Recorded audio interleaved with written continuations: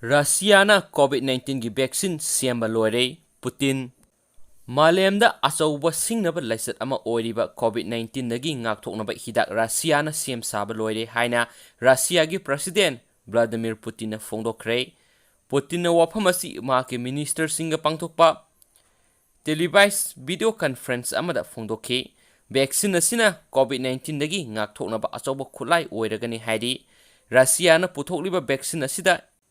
antibodies ki sang yamna wangna yawga loinana haksang su phana thamba ngami hairi President Putin gi masanupi anidesu vaccine asi mapung phana thaduna mai pakpa ngamle hainasu claim tawri hainasu pausina makhatana phongduragli aduga memna kari mo lebibi habdu video si loraba matungda masisina oithokpa oigeduribra oiroidribra habdu sujuna comment box ta video si yingbiragadi comment amamamta thambiramo adu nungsibiduna video si bu like amasum share to biu amasung channel si bu subscribe to bidaba yawbiragadi subscribe to biramo and thank you.